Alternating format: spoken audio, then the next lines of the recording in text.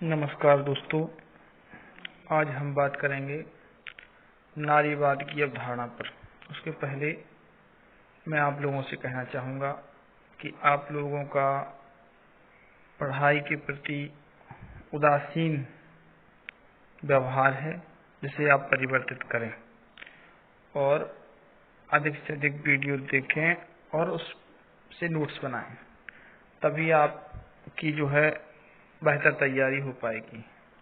और हाँ, एक बात और, जो ऑनलाइन क्लास में बता दिया जा रहा है, जब ऑफलाइन क्लासेस स्टार्ट होंगी तो जहाँ तक ऑनलाइन क्लासेस में पढ़ा दिया गया है वहीं से प्रारंभ किया जाएगा। तो इसलिए आप स्वयं देखें और अपने मित्रों से कहें, सहपाठियों से कहें कि वो भी देखें। आप 50 बच्चे हो, 50 बच्चों को देखने की आवश्यकता है। चलिए अब बात करते हैं आज के टॉपिक की। आज का टॉपिक है नारीवाद की अवधारणा। नारीवाद के बारे में हम जान चुके हैं कि ये क्या है। आज हम इसकी अवधारणा कहाँ से आई, क्या हुआ, किस तरह ये पैदा हुआ, इसके बारे में जानेंगे। तो नारीवाद का जो अर्थ है वो हम जान चुके हैं। अब नारीवाद की अवधारणा समझेंगे। नारीवाद की अवधारणा से तात्पर्य है महिला आंदोलनों से जुड़ी हुई अवधारणा। यानी नारीवाद की अवधारणा कहाँ से जुड़ी हुई है? महिला आंदोलनों से। संसार में स्त्रियों की स्थिति सुधारने के लिए, स्त्रियों को सामाजिक, राजनीतिक, आर्थिक अधिकार प्रदान करने के लिए और समाज में महिलाओं का सम्मान हो और उन्हें पुरुषों के समान ही स्थान प्राप्त हो, इसके लिए काफी प्रयास किए गए हैं। और वे सभी आंदोलन महिला सशक्तिकरण के हेतु किए गए सभी आंदोलन नारीवाद के अंतर्गत सम्मिलित किए जाते हैं। इन सभी आंदोलनों को नारीवाद की अवधारणा के अंतर्गत समाहित किया जाता है। इन अवधारणाओं की मुख्यता क्या थी कि ये आंदोलन इसलिए किए गए थे जिससे क्या हो, महिलाओं को समाज में उच्च स्थान प्राप्त हो, साथ ही साथ उनकी आर्थिक, राजनीतिक और सामाजिक स्थिति में भी आमूल परिवर्तन हो।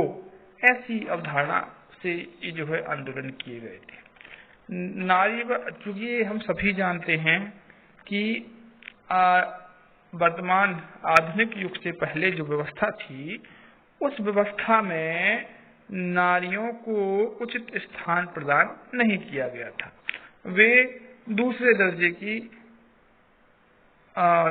दर्जे की मानी जाती थी और एक सीमा तक नारियों का आर्थिक, सामाजिक, राजनीतिक रूप से हस्तक्षेप नहीं होता था। पुरुषों के अधीन उन्हें होना पड़ता था और पुरुषों की सोच का उन्हें गुलाम होना पड़ता था। तो जो इन सब चीजों से, इन सब विचारधाराओं से ऊपर उठने के लिए जो प्रयास किए गए, वो नारीवाद के अंतर्गत या नारीवाद की अवधारणा के अंतर्गत सम्मिलित किए जाते हैं। नारीवाद शब्द हम नया मान सकते हैं, लेकिन यदि हम जब गहनता से इतिहास पर दृष्टिपात करते हैं तो हम पाते हैं कि नारीवाद शब्द और नारीवादी चिंतन दोनों ही विश्व की प्राचीन सभ्यताएं, जैसे यूनान और चीन की सभ्यताएं हैं, उनसे जुड़ी हुई हैं।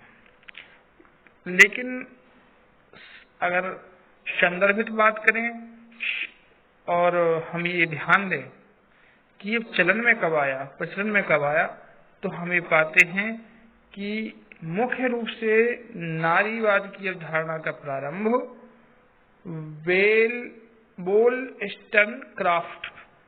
वोllस्टोनक्राफ्ट के reduction of the right of women, reduction of the right of women, यानी स्त्रियों के अधिकारों का समर्थन, एक उन्होंने किताब लिखी है, इससे माना जाता है। इस किताब में उन्होंने पूर्व पीठिका तैयार की, जिससे उन्होंने क्या किया है, महिलाओं को समान अधिकार प्राप्त हो, महिलाएं पुरुष के समान ही समाज में अधिकार प्राप्त करें, इसका समर्थन किया है, अर्थात इसकी वकालत की है। उन्होंने ये इस पीठिका में बताया है कि ताकत के ऊपर तर्क को वरीयता दी जाए, और जहां औरतों व मर्दों के लिए समान नियम नहीं है, समान सामाजिक नियम नहीं है, वहां समान सामाजिक नियम बने, ऐसा उन्होंने माना है, ऐसा इस किताब में दिया है। एक विद्वान हुए हैं सरफरेज। तो नारीवाद, सरफरेज जो है, उन्होंने आंदोलन को नारीवादी के पहले झोंके के रूप में माना जाता है, यानी ये माना जाता है कि सरफरोज जी ने नारीवाद की प्रथम लहर का प्रारंभ किया है, और उन्होंने विभिन्न प्रकार के मत, या ये कहिए कि मतदान करने के लिए, या जेंडर आधारित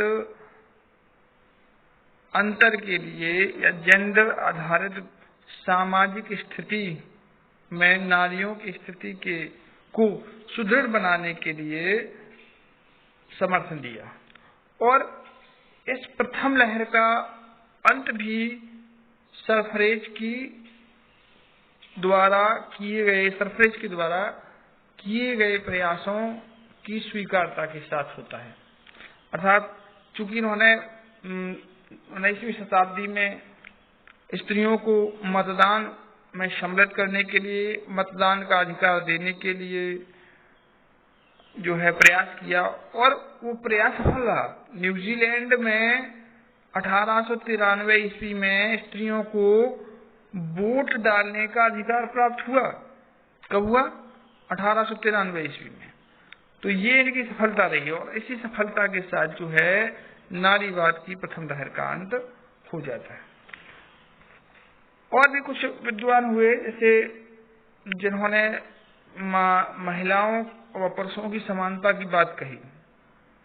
यूनाइटेड किंगडम हुआ, वहां भी जो है 1850 ईस्वी के दौरान एक आंदोलन उभरा जिसमें स्त्रियों को समान अधिकार देने की वकालत की गई। नारीवाद की दूसरी लहर जो है वो प्रारंभ मानी जाती है बेट्टी फ्रीडन की पुस्तक। किसकी? बेट्टी फ्रीडन की पुस्तक द फेमिनिन मिस्टिक्स से। यानी जो बेट्टी फ्रीडन हैं, उन्होंने अपनी इस पुस्तक में the problem that had no name, यानी नारी की स्थिति को लेकर, नारी की सामाजिक स्थिति, आर्थिक, राजनीतिक स्थिति को लेकर उन्होंने लिखा। क्या लिखा? कि the problem that had no name, यानी एक ऐसी समस्या है जिसके लिए हम नाम नहीं दे सकते। क्यों? क्योंकि साधन संपन्न स्त्रियों को भी समाज में पुरुषों के समान अधिकार प्राप्त नहीं है। तो ऐसी स्त्रियां जो साधन संपन्न नहीं हैं, उनकी स्थिति तो साधन संपन्न स्त्रियों से और बदतर हो सकती है। उन्होंने ये महसूस किया कि वास्तव में महिलाओं को कोई वैधानिक अधिकार प्राप्त नहीं है। तो उन्होंने प्रश्न उठाया कि आखिर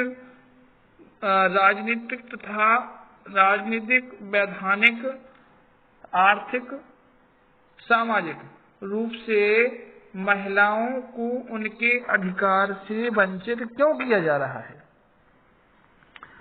1960 और 1970 के दशक में, 1960 और 1970 के दशक में नारियों की, स्त्रियों की स्थिति को सामान्य बनाने के लिए या समान करने के लिए विश्व में, यहाँ तक भारत में ही नहीं बल्कि विश्व में अनेकों आंदोलन हुए जो महिलाओं की